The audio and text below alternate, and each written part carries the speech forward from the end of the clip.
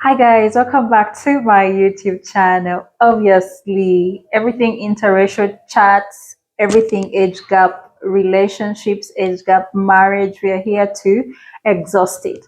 However, today I'm bringing in something extremely different, which is business, business in Uganda. And I hope someone out there will actually get a point out of it and learn more, though this is going to come from a different person's view, someone else's view. Okay. I hope this is going to help you as well. Please subscribe, like, and comment. We are a family here and we're here to grow. We're here to help you understand interracial marriages and life in general. So, we are back again today with our business. Yeah, I want you to hear from the horse's mouth.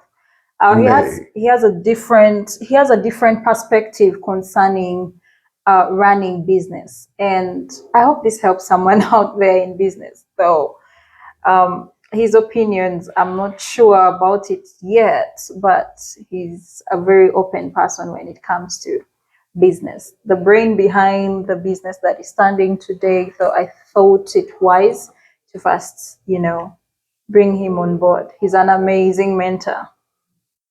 Oh, Yeah. oh. You're welcome.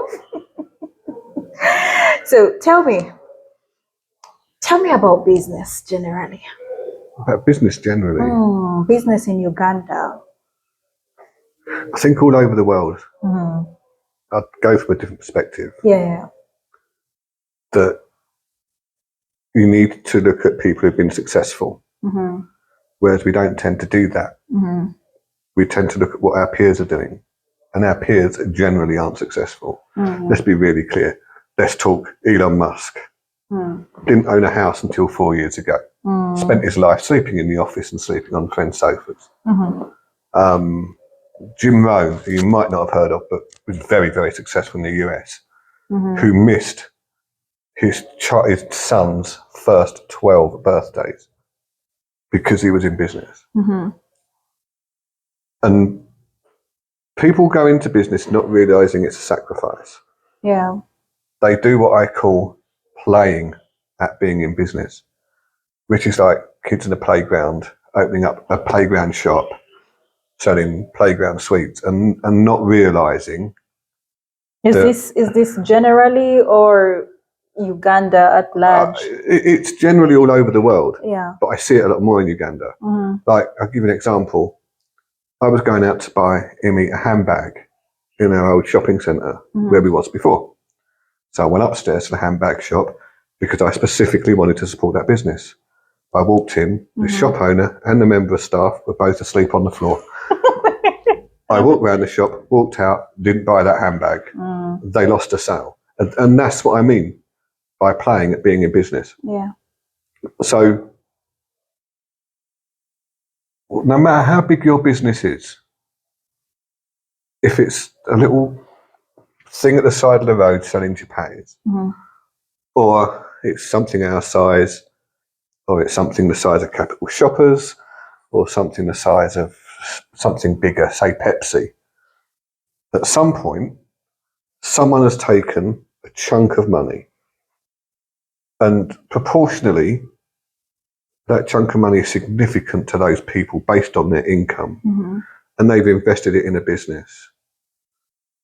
Now, it doesn't quite stop there, because you've got to pay your rent, you've got to replace your stock. If you've taken out any loans, you've got to repay those loans before you even draw a wage. So every single sale is absolutely critical. Yeah. And when you're not in the store, when you're not running the business, no one else is going to do it for you. So an example is when I talk about how much income you put in, is if you put 5,000 shillings into a business today, and you bought something for 5,000 and sold it for 10,000, the next day you buy two and you sell them by each at 5,000, so at 10,000 you got 20,000. Then you can buy four. by the time you get 6 months down the line, you've made a significant amount of money. But as you move on, the sales become harder to get because you've got to sell more of the item to double your money. So it's not about the volume of money that someone puts in. It's the percentage of their income. And when you go into business, and this is one thing Amy didn't like at first, when you first go into business, do not put in more than you can afford to lose. Yeah, I learned that. And that's critical. Because if you've got a business like ours where we've got stock, it's slightly different to some other businesses. If you've got a service industry where you pay out a lot of money for a service to create the service and all the stuff in the background, it's slightly different. If you've got retail, you've always got the thing, if it all falls back down, I've still got stock to sell. But you might have $20,000 worth of stock that you sell for $15,000. Which is a loss. Which is a loss. Yeah. So, yeah. The main reasons that businesses don't work is people don't take it quite as seriously as they should. And they look at and this is what another thing that Imi won't like. Said it before, that successful people live minimal lives. That's true. Elon Musk didn't own a house, slept on his friend's sofa for years, slept in the office, one of the most successful men in the world. Bill Gates lived a pretty similar life at first. So when Amy says to me, I need a car, it's not that she needs a car. It's that the people around her are saying, you're in business, you should have a car. Because if you don't have a car, the car is seen as a measure of success. True or false? That's true. But it's not a measure of success. Yeah. It's a measure of someone spending money, not making money. You're right. So if you want to make money, if you want to make serious money, people don't realise in business you're looking at, if you're really lucky, 4 years of making sacrifices. Yeah. If you're average, 8 years of making sacrifices. And then there's the other decision of do you want the business to grow? Because if you want the business to grow, you've got to start paying salaries. If you've got a choice between a Land Rover, which is a beautiful car, very easy to steal, but beautiful. If you've got a choice of buying a Land Rover or opening another store, what do you do? And I will tell you why buying the Land Rover is the wrong answer. You go, how much is a Land Rover here? I don't know. 30 million? Maybe more. Okay, so let's say, for instance, you buy a Land Rover for 30 million. In a year's time, it's worth 25. Yeah. A year later, it's worth 20. You've taken 30 million shillings and you've made it less. I know where this is driving. If you open a second unit, then at least you've got the chance of that unit making more money rather than losing its value over time. It should increase its value over time. And that's where investment comes in. Buying cars is not investment. But they depreciate. I tell you now, my car cost me £10,000. It's now worth about £6,000. I've had it 2 years. But in the UK, you can't live without a car. It's a different kettle of fish. But anyway, right now, when you look at cars are becoming a necessity. Are they? Yes. They're so much becoming a necessity. Sorry, it's a mosquito. But cars aren't a necessity. They're becoming something that we need to have. I mean, you get. But it's a negative investment. Well, it's something that we'll do. If I said to you, right, I'm going to give you a classic example here. This is me being a salesman. Hear me? Yeah. I've got this amazing investment opportunity. Absolutely amazing. You give me 20 million shillings today. In a year's time, I'll give you back 15. Would you invest in that? A year's time. I will give me 20 million. In a year's time, I will give you back 15. In a year's time, that's less by 5, right? Yeah. No. So why would you do that and buy a car? I would back down because I expect more out of it. So why would you buy a car for 20 that's worth 15 in a year's time? So what I'm saying is, I'm not saying that people in business shouldn't own a car. It shouldn't be the top priority. Yeah. They should buy the car when, 15 million is like, I spend that on toilet paper a week kind of attitude. But what you see is that people around you, and this is why people who want to be successful should only mingle with successful people, because the pressures are different. Yeah. Successful people understand. But the pressures of people around you that have an expectation of what you look like, should look like in business, are completely wrong. Yeah.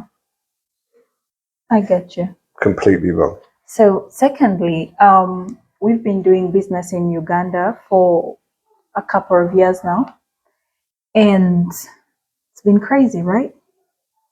It's been crazy. It's crazy. How do you feel about how Ugandans generally take business? How workers are, the experiences with workers, and so on and so forth. Because over time, I'm asking this simply because over time we've tried to bring the European way of paying workers. That's the first thing. Yeah, we've tried to borrow a leaf to make pay more for workers as compared to what most people are usually like paying their workers down here. Yeah. So what do you have to say about employment? I don't know if it's in general, if it's a cultural thing. So the key objective when I set up this business, and one thing I've always said to you, was pay the rent and the workers first. Yeah. So we've never ever paid a member of staff late. Even from day one, they've always been paid on time. They've always been paid the correct amount. They've always been paid the correct commission. And that's our duty as an employer. If they need a day off to go to a doctor's or a hospital, we don't take it off the money off of them. If they need to go to a funeral, we don't. Because that is our duty of care as an employer. And anyone who employs someone and doesn't think they've got a duty of care should not be allowed to employ someone. Shouldn't be allowed. But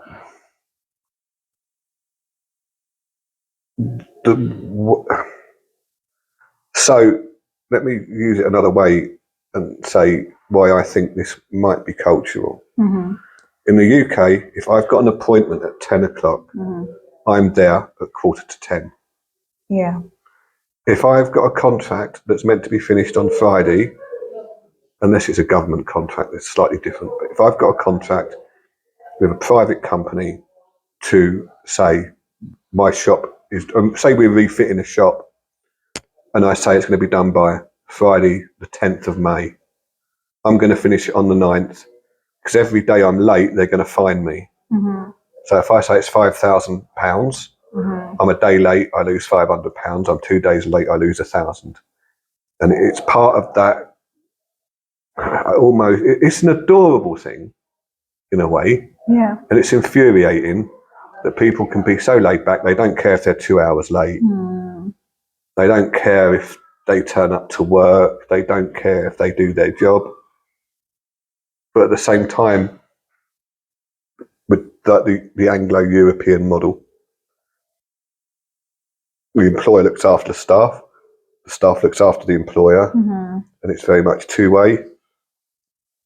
So I think that's a big difference. It's very difficult to get good staff because they don't take life seriously. When we pay the wages, we are paying the rent, we are paying the food, we are paying for this, that, and the other. And it may not give someone a fantastic lifestyle. We don't enjoy a fantastic lifestyle out of it. But people don't take that seriously. It's almost like, I don't care if I lose my house. I don't care if I can't eat. I don't care, because life has to suit me. And if there's anyone out there who is dead serious and wants a job and will work hard, we will pay you well. We will treat you well. Get in touch. Seriously, get in touch. I think I'm still on a break with workers. You do realize that. We still need someone. So, well, you heard it from the horse's mouth. Sorry about that. And if you've got a shop and it's meant to be open, make sure it's open. If your opening hours are 9 o'clock in the morning, make sure you're open at 8:45. If you're meant to close at 7, make sure you close at 7:15. Don't close early. Don't close on days you're meant to be open. Because on that one day, a customer comes by, you're not there. Yeah. That customer doesn't come back again. You haven't just lost that customer once. You've lost them again, again, and again, and again, and again. And business is built on referrals. No matter how much marketing you do, it's that woman next door who says to the other woman next door, I went there and I got a good service. And then on the other hand, one thing that, a lot of, you were talking about, what was that? What is that? You talked about, time management when it comes to workers, putting in your whole etc. I think not every worker is going to take your business at heart like the way a business owner would. But they should take it. They should. Every single member of staff should take a sense of ownership over that business. If their boss is fair and he's not some dirty old man, and he's not someone who's abusive and he doesn't treat you badly, they should take a sense of ownership over that store. Because if you've got a good employer, treasure it. Yeah. Because if that store goes under because you couldn't be bothered, you might end up working for that employer that beats people, doesn't pay them on time, is sexually suggestive and all that. And then you'll look back and go, oh my God, if only I worked a little bit harder there, I wouldn't need to be put up with this. So yeah, and it's one of the things it's very common in the UK, and that's why we've got the commission component, because it gives someone a sense of ownership, and like someone could come and work for us and they've got a choice, and I always say it's their choice. Yeah. They can earn £300,000 a month, or they can earn 1.5. That's down to them. Yeah. It's not down to us. Because I have personally done that. Looking at what I earn, I'm a business owner, but I'm a worker under the business as well. You get that? That's how I take myself. Many often times when I get to the studio and I'm like, okay, business is on its own. As of now, I am a worker under the business. You see me fighting for sales. I have the same pay as the workers as well. So at the end of the month, you're also counting your commission and then your basic pay, and and you look at what you have actually worked for, and you're pleased with it. Yeah. That's the thing. Nothing pleases me more than when, like, the girl we got working for us now, when we work out the wages and she's earning 850k for a month. That makes me happy, because paying her 850k means the business has made more money, and the business making more money means she makes more money, and that's what I mean about the sense of ownership, where you tie in the success of the business with the success of the staff, and you don't do it with any resentment. Yeah. You understand that as a business owner, you need to understand that for your business to be successful, your staff need to be successful. Exactly. If your business is successful and your staff aren't, you'll lose your staff, or they'll become miserable, or they won't bother trying, and it will just breed resentment. So if you can make yourself successful by making other people successful, then your business will grow. Perfect. So guys, you heard it from the horse's mouth. He's really he's exhausted what he feels about business generally. So I hope you've picked a leaf and make a change, one or two, if you are a business person out there. Thank you. Appreciate. Anytime, treacle.